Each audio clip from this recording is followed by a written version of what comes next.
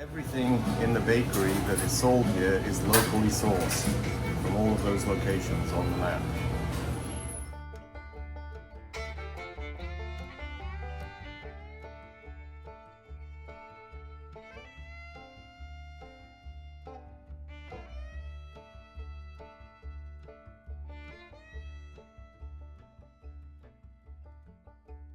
This is the upstairs gallery where Gail has exhibitions and presentations, and in about 6 hours this place is going to be packed.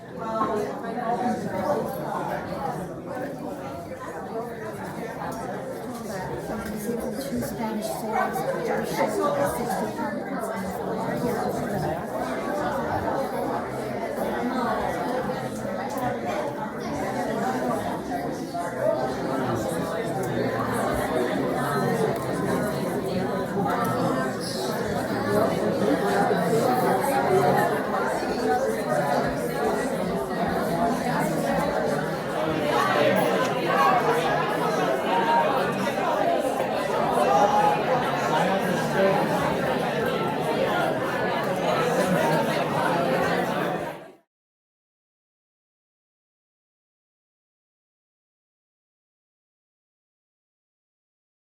The book is called Lahave Bakery, the Building, the Baker, and the Recipes That Revitalize the Community.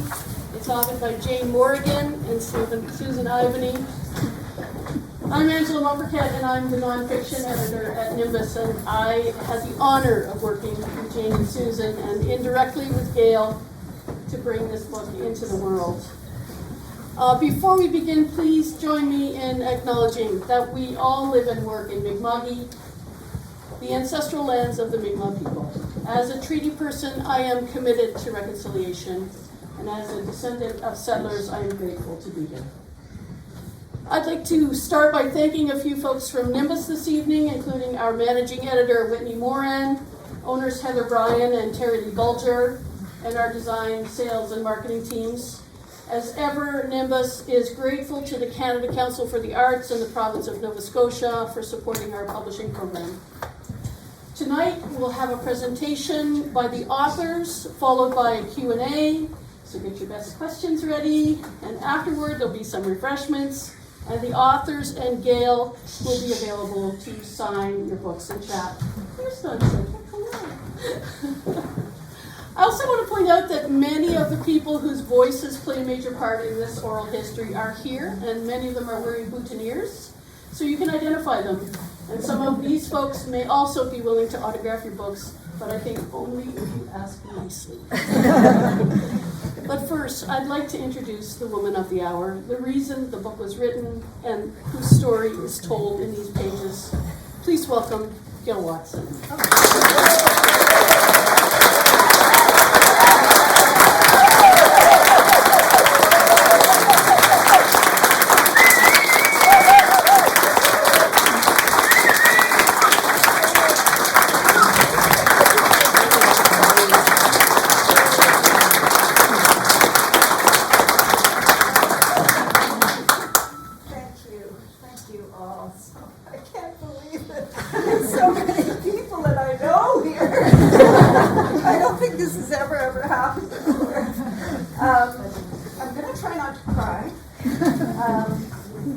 But I mostly just wanted to thank each and every one of you for supporting the bakery, and to thank my sister Jane and her wife Susan for putting 3 years of their life.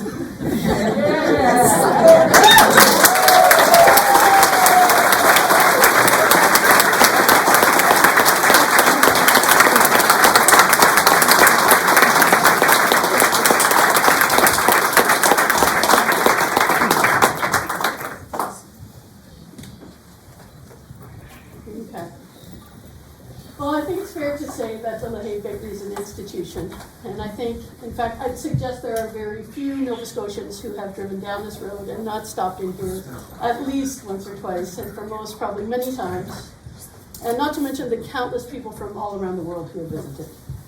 This spring marks the 40th anniversary of the Lahave Bakery.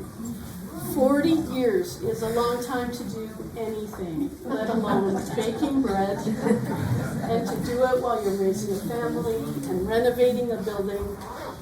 In this book, Jane and Susan have artfully captured the spirit of the woman whose tenacity, independence, and community spirit, and apparently her outright good graces with the universe, have brought her the meaningful, self-directed life she sought.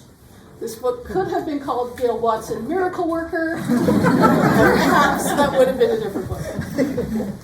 Through the voices of carefully selected contributors to this oral history, Jane and Susan have done a brilliant job of painting a picture in fascinating detail of how this building and this business and its owner have become such a central part of this community. And assembling this book required more than just a little work. Hours and hours of interviewing, plus many times more transcribing, weeks and months of researching, months of writing, structuring, building, and shaping the narrative. For first-time authors, it must have been a daunting task to take on, if from no other perspective than an organizational one. Unfortunately, and I don't know if any of you know this about them, but Jane and Susan can be a little on the fastidious side. And as their editor, I can only say that's a good thing. Their dedication to careful crafting was reassuring to know they had taken such great care to ensure that this book was as accurate and truthful as possible. But let's be honest, I know you're all here just to get the recipes for various things. So I'm pleased and proud to introduce you now to the authors of Lahave Bakery, The Building, The Baker, and the Recipes That Revitalize the Community, Jane Morgan and Susan Ivany.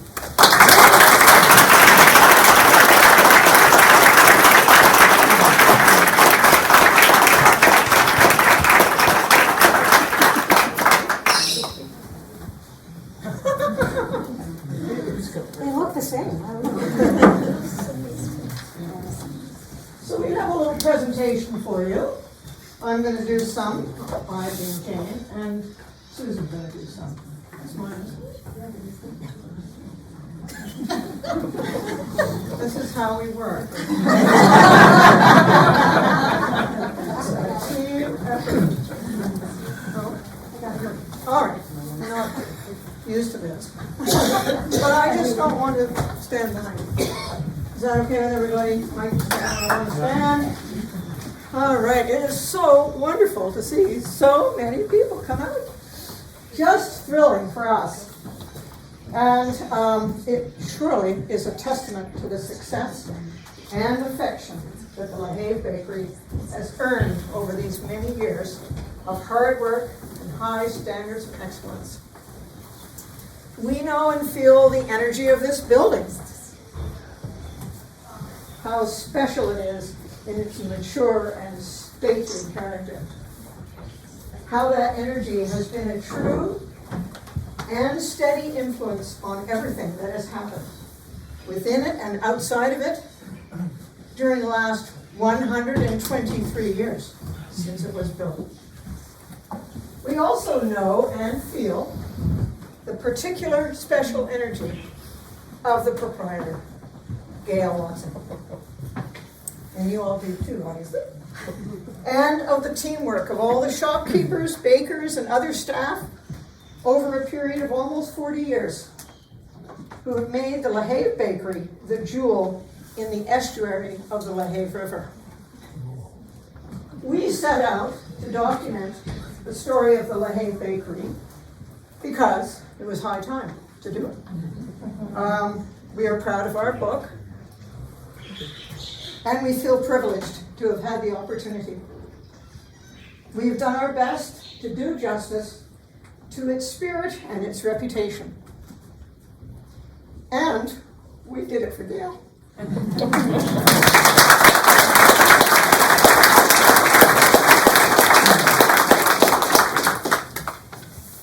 We have much to be grateful for. In particular, we wish to thank all 9 participants. Now I'm starting to tear up too. Calm down. Breathe. Breathe. We wish to thank all 9 participants whose interwoven voices tell the story of the Lahave Bakery, especially to Gail Watson for entrusting us with bringing the story to life, for access to her voluminous archival materials, and for the privilege of accompanying her over many interviews as she revisited the highs and lows of nearly 4 decades of the bakery's existence. To Catherine Gordon, where are you, Catherine? I'm over here. Catherine Gordon, who has been here from the very beginning for thoughtfully and graciously sharing her memories. To Peggy Greer, whom we affectionately came to refer to as the closer. No words were lost. For her eloquently succinct insights, making her a compelling witness to events in Gail's life. To Bev Callback. Is Bev here? I know she was baking during the night, so she's probably not here, unable to make it, unfortunately. But to Bev Callback for generously sharing her personal inside view of what it's like to be an employee at the Lahave Bakery. To Laura Pitts. Laura, are you here? Laura had an emergency, so she's not here. Oh, that's bad. Well, we will miss her. Please tell her we miss her. To Laura Pitts for her unbridled, free-flowing way of expressing herself. And for her behind-the-scenes look at what makes the business tick. To Jesse Watson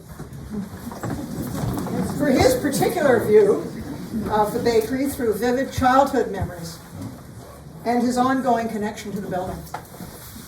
To Sadie Watson. Somebody's money. For her unique perspective, having literally grown up in the bakery. To Andra White for sharing her astute observations of events and developments at the bakery over several decades, and for her genuine delight in being a part of it all. And last but never least, to the late Gloria Barrett, always larger than life, who provided candid and honest recollections at double speed, punctuated throughout with uproarious laughter. Gloria was supportive of our project from day one, and we believe she would have been happy with the end result. By the way, there will be a retrospective exhibition of Gloria Barrett's paintings here in the gallery on May 24th until May 27th, from 11 in the morning until 4 in the afternoon. We are also very grateful to our friends and family for their support for the artists and curators, as well as to Terry Lee Bolger of Nimbus Publishing for taking the book on, and to Angela Mamboquette for guiding us through every step of the process toward publication. Thank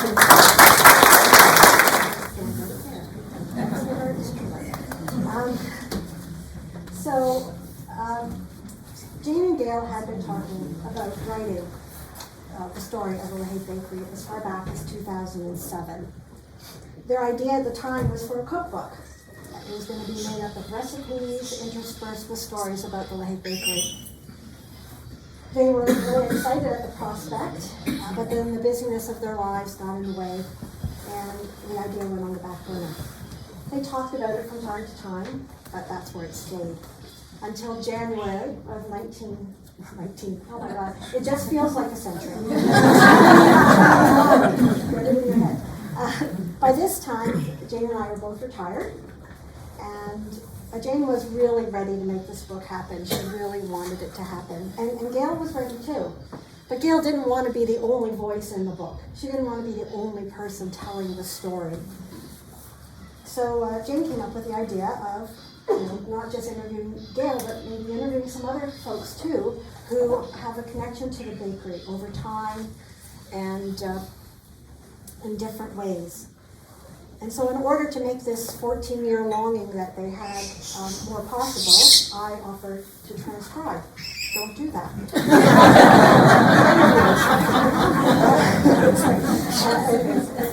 It was a good exercise. So when Jane presented that idea to Gail, Gail said, "Let's do it." Those were your words, exactly. Let's do it.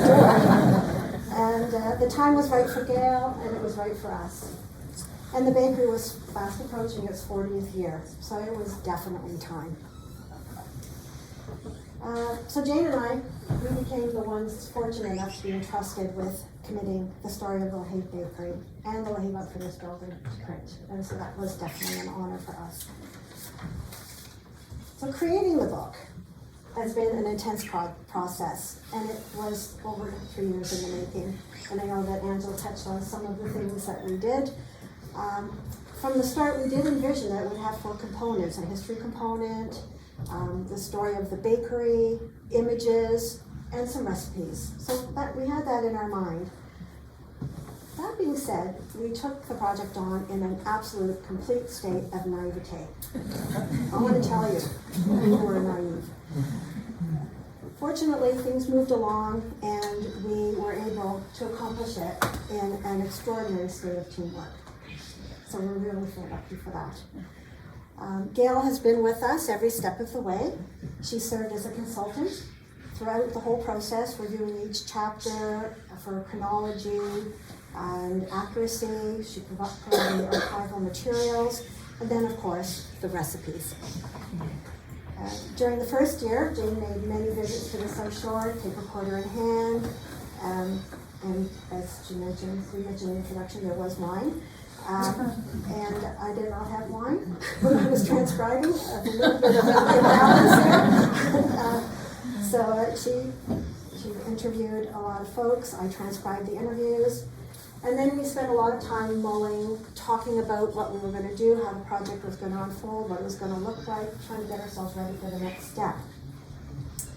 And then starting in January of 2022, not 1922, but 2022, we began reading the transcripts independently so that separately we would kind of get a sense of the topics, the stories, the events, the reflections that emerged from the transcripts. And Jane was also busy scanning hundreds and hundreds of images and documents and doing research on the history of the building. We began getting a real sense of the place and the people, their memories, their thoughts, their observations, their feelings. We shared and we compared what we found, and we whiteboarded it all, and we sat in front of it, and a timeline emerged. Themes emerged. Chapters began to take shape. We could see the story unfolding, and the outline of the book was becoming clearer. But we still had no idea. We did not know how we were going to really pull the story of the bakery together. We knew we wanted the excerpts from the voices to be at the forefront. We had envisioned the words of the voices, the non-interviewees, as pearls that we would string together. And we thought, well, we'll use our words as the knots in between each pearl. So that's sort of what we were sitting with. And then came the breakthrough, a eureka moment for us. Many of you here may be familiar with the play Come From Away. It's a musical. Jane hates musicals. She even forgot it was a musical. That's how much Anyway, it's a musical about the traveler stranded in Gander, Newfoundland, due to 9/11, and the Gander residents who opened their arms and their homes to these folks. Jane and I had the really great fortune of seeing Come From Away in Toronto, and we loved it. That play is solely written from transcriptions of people interviewed who were connected to that place and that time. Nobody else's words, just those folks. While we were discussing the book on that particular September day, it was a very special day. I recalled the play Come From Away, and immediately both of us knew that was how we were gonna have the story of the Lahave Bakery unfold. It was going to be an oral history. We already had everything we needed in those 9 voices. In November of 2022, Jane learned that Nimbus was taking submissions. And she had less than 2 weeks to put together all of the stuff that's needed for submission. It's a lot. Especially when you've never done it before. And the deadline was November 30th. And on that particular day, because we always take everything to the wire, there was a storm brewing. So any Nova Scotian who lives on the North Shore knows that a storm equals a power outage. And that turns sketchy internet into no internet. I was envisioning driving for an hour to find a place that had internet as a plan. We were coming up with a plan. And at 7:30 p.m. we hit send. And off it went. Phew. And then an hour later, the power went out. And I will say that there was fear. It was a lot of pressure. And it was only 3 months later that we heard from Nimbus. They were interested in the story of Lahave Bakery, and they wanted a few more chapters. Next thing we knew, they were more than interested. And what followed was more months of selecting, researching, scanning, writing, then editing. More writing, more editing, and here we are today. What a journey, honestly. And I can say as I look around the room right now, it has definitely all been worth it.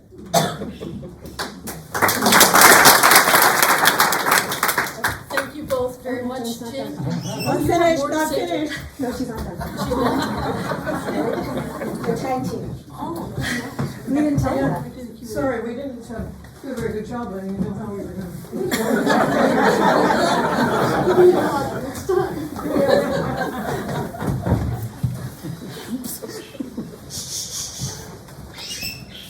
So, I'd like to read a few selections, a few readings. But before that, I just wanted to say that the chapters that are based on oral history, they make up most of the book. That's the main content of the book is these 9 wonderful voices. The first chapter, on the other hand, was written in an informative style. So it was based on factual evidence that has been retained and treasured by Dan in the form of old records and receipts, letters, telegrams, photographs, newspaper clippings, reports of schooners lost at sea, wages, inventories of fishing supplies, and so on. Such a different world it was back in 1901 when this building was built, and in 1912 when Lahave Outfitting Company was incorporated, and in 1920 when the Jutland went down, and in 1935 when the fish plant made technological improvements. It seems a marvel that this amazing building has operated continuously despite a slowdown for several years in the 60s and 70s, right up until the present day. So I'd like to read, Susan, I've selected, with your permission, a few readings from the book. Does that sound okay? It's very different for me to read Jesse's words, which I'm going to do now, or Peggy's or Andrew's, but I'm going to try. I can't imitate them, but I can hopefully do the reading and do justice. In this case, to Jesse, starting with Jesse. Jesse was 7 years old when his parents took on this dilapidated building in 1984. So his memories of that time give us a unique view into a child's experience of an unusual project in the making. Jessie Watson. A very distinct memory is the bottom floor, where the old fish drying rooms were. You just walked along and the floorboards slowly slanted down and became an intersection of lapping waves and floorboards. That's the only way to describe it. It was like an internal beach. It smelled of the outdoors. It smelled like the river banks. It smelled like mussel shells. It smelled like seagulls and saltiness. Not quite a cave, not a beach, not a building. All these places in one. And I was just watching the water pull out on these planks. And I was like, wow, that's going to take some fixing. And each floor did that. But that was the bottom floor, so it met the tide. These floors just went out and were just cut off, pulled off. I still have dreams about what the second floor felt like as well. Just corridors of stuff, combinations of salvage things, shipping things, not on the radar yet for Gail and Mike to deal with. They were too busy up front with the space that would be the shop and the bakery. So that's the first one. The second one, in the early years, Gail did most of the baking in the middle of the night. And after a short nap, she delivered the bread to the wholesale sales, to Halifax, the Valley, and as far west as White Point Beach in all weather. So she says, Gail, one day, I was delivering bread in a little Toyota truck. There was me, Sadie in the car seat,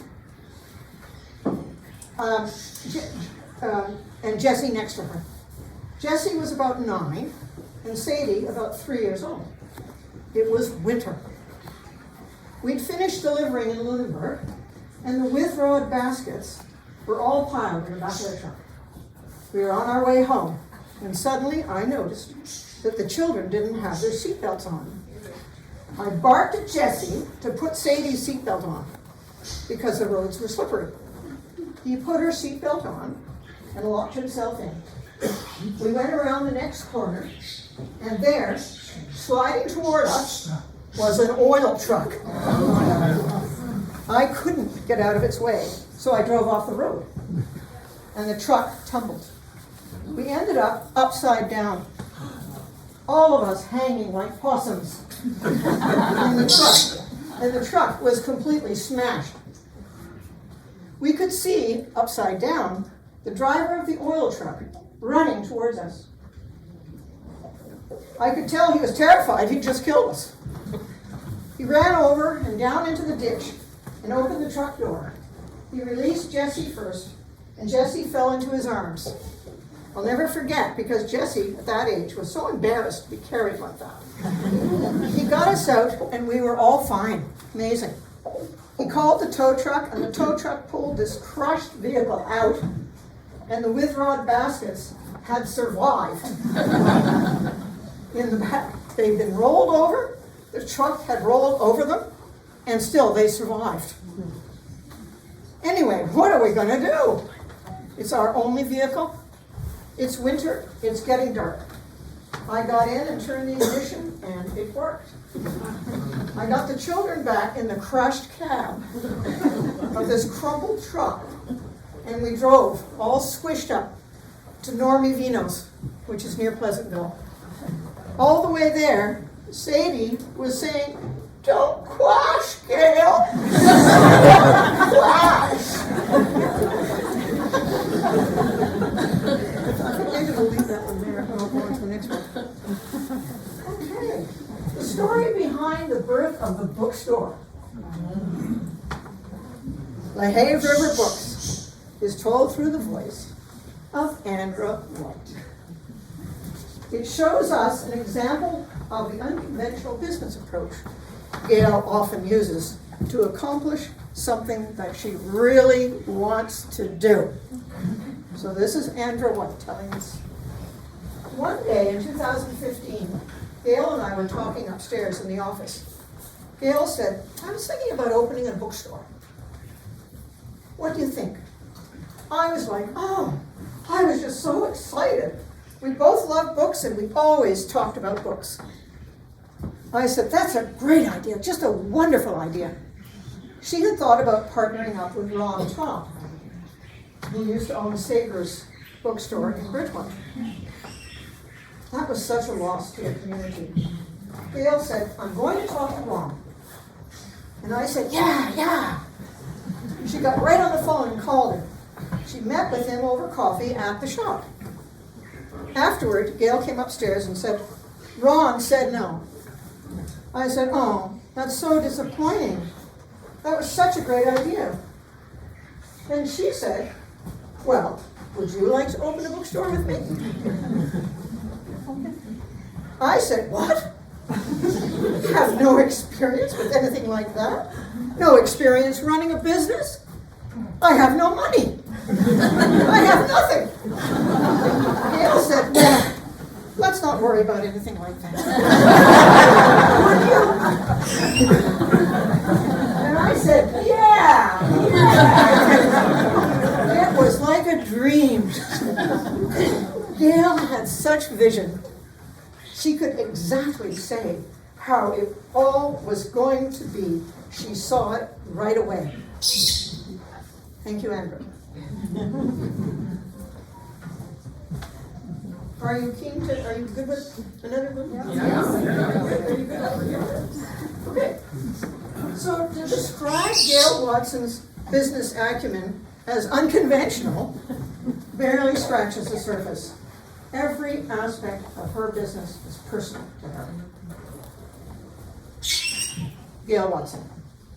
I feel that the only way I can have a daily grasp of all the various things we do is to be the only one who writes the paychecks once a week and pays the bills.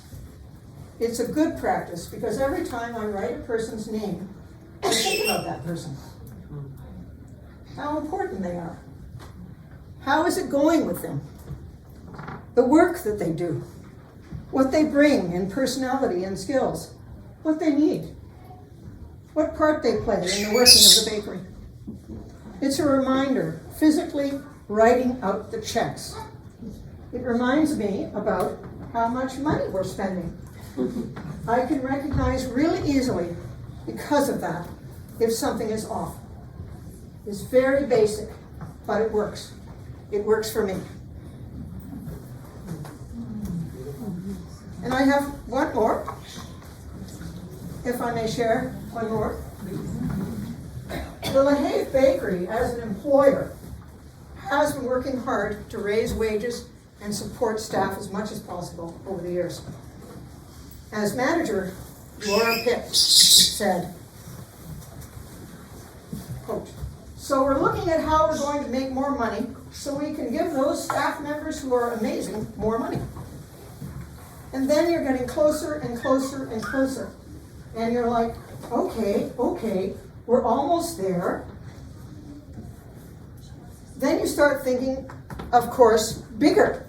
We're all working off Gail. So then you start thinking even bigger. Well, what else? Could we maybe get benefits? Do you think that we could maybe get dental? By the way, they have that.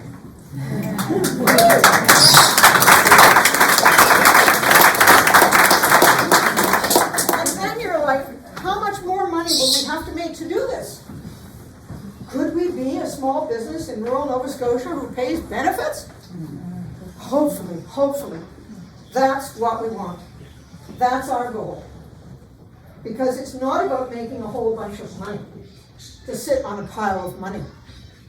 We want to get the money so we can better the world. You can have a job that is totally safe, year-round, reliable, in rural Nova Scotia, where you're totally respected as a human being. You don't have to sacrifice your ethics. And you can also have dental. What kind of a world is that? But it's the world we could try for. Thank you very much.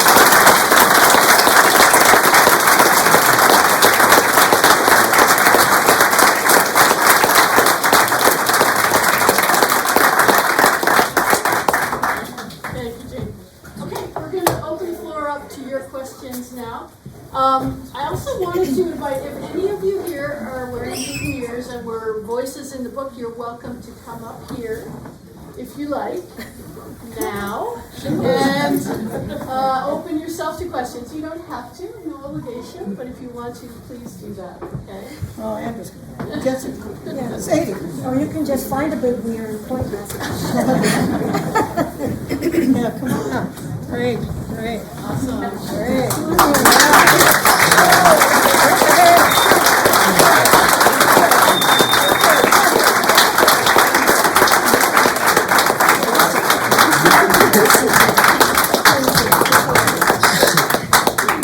Excellent. Would you guys mind introducing yourselves one by one so people know who you are? Sure. So this is Anna Bald. I'm Sadie Watson, daughter of Gail Watson. I'm Jesse, son. I'm Peggy Greer, friend. Okay, great. I'm Gail. Susan? I'm Catherine, friend, and Andrew, friend. Have any questions for you? So, who's got a question? A couple of times, this is for the authors, a couple of times you mentioned the bakery and the shop. What were we referring to when you talk about the shop when the place opened? Okay, so the shop is the entrance of the building. It's where the bread is sold, where the food is prepared for your lunches and so on. That is the shop. It sells the sweets, welcomes you. You can buy your coffee there. So it's downstairs at the very front. So the other part is where people are sweating 8 hours. Yeah, in the yeah, night. that's right, Okay. absolutely. And so the bakery is down under. Oh, Is underneath the building. It's, yeah, so it originally was for coal storage, and you couldn't stand up in it. This is something that Catherine talked about, that's in the book, is that it had to be dug out to make enough room to make it into a bakery, to put the ovens in and so on. But yeah, And I'll just add to that, in the book, there's a color insert, and Anna Bald is the artist for this, and you can really see the breakdown. You can sort of have an inside peek, and you'll see exactly where the kitchen is underground very much, or the bakery, the baking kitchen, and so forth. But it gives you a really good perspective of this massive building. and it's exactly for that reason, the question that you just asked, that Susan came up with this idea that, well, perhaps Anna Bald, who we knew would be the best person to do this, would do a drawing showing some of the interior of the building so that people had a good understanding of where things, I think so. Come on. Come on. Stand Right, up. right there. Okay. Yes. I was just wondering, did the bakery ever flood? Yes, We dug it deep enough. there were many times when there was a surge that the bakery would flood and sometimes come up to about almost to your knees. And there was actually a story that happened one day when we were baking and the water started coming in fairly quickly. And all the bakers that were there phoned their husbands and asked them to bring their billy boots to work. And they actually finished the bake wearing boots. we fixed that now. We don't flood anymore. Super. Thank you. The writing is very iconic. Whose handwriting is this? 1, 2, 3, 4 people down from you. Marnie Troyer. Is responsible for the labels. It's very, you see it and you automatically know that it belongs to the bakery. You'll also see displayed in the recipe section as well, so she did some. Yeah, Marnie contributed a lot of her calligraphy to the, Gail commissioned her to do a lot of the calligraphy because it is so iconic. And we were really grateful that she was able to do that. And thank you, Marnie.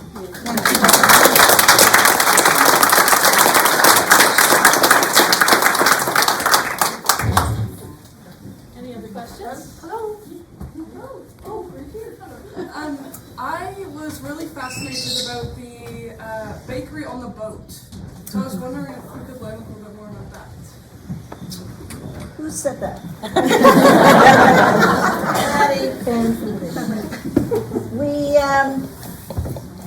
Well, it was Mike actually that really wanted to have a boat because he wanted to take the boat down south to the Caribbean. And we were able to buy this boat that was built in Matagan in 1962, wooden scallop dragger. And we were able to buy it, but it was in rough shape, as was the building. So we thought we need to fix this up before it can go south. And of course, all I know how to do is have a bakery. So I said, let's put a bakery on the boat. So that's what we did. And we took that boat for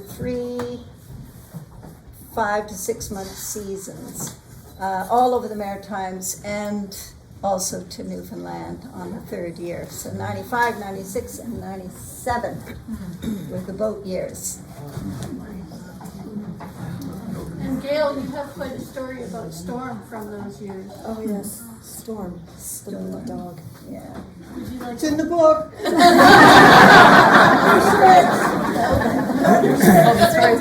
Okay. No spoilers. Other questions, anyone?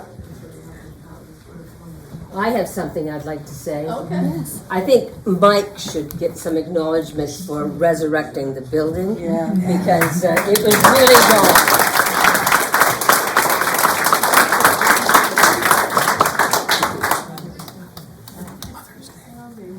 Absolutely. Any other questions? And then the other one. For Jesse, when did you build the half pipe? And given the fact that you look like you're turning into an old man, are you still skating? You still skating? What's that? You still skating? Yes, yeah. When I'm not hurting, yeah. You nailed it. Okay, so there's been ramps on all floors of the building over the years, in all kinds of funny ways, contraptions. First one's being on the bottom floor, like literally just leaning plywood against the wall and it falling down, and then like tacking it down or whatever. So there's been so many chapters of ramps, but as the building got fixed up, more and more it made sense to go for the room that had the highest ceiling upstairs, right? And that kind of enabled the ramps to get more sophisticated or whatever, and really work that space the best possible. So hence the bowl up there. It's a very cool space. Thanks. Yeah, it's seen so many. There isn't even photos of the different things we built, but yeah, it's been long standing, and yeah, it's awesome. Yeah, thanks for asking. Can I tell a little story about that? Gail asked me to paint office on that door, and I have really good nerves, fortunately, because I'm trying to paint. And up above me is Yeah,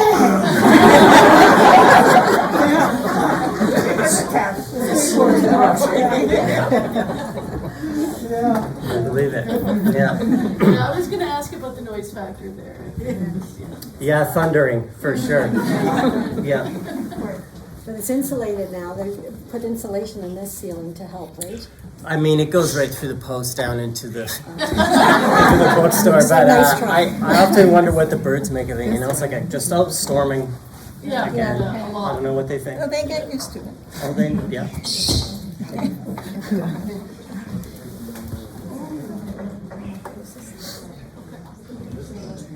Any other questions, comments? Okay, well, I just want to let everyone know there's going to be on that monitor. We'll be showing more than 250 images of the history of this building as we wrap up here. Books are for sale. Andrew will be selling them in the back corner there. The authors and Gail and any of the people who spoke in the book are going to be available up here to autograph your books.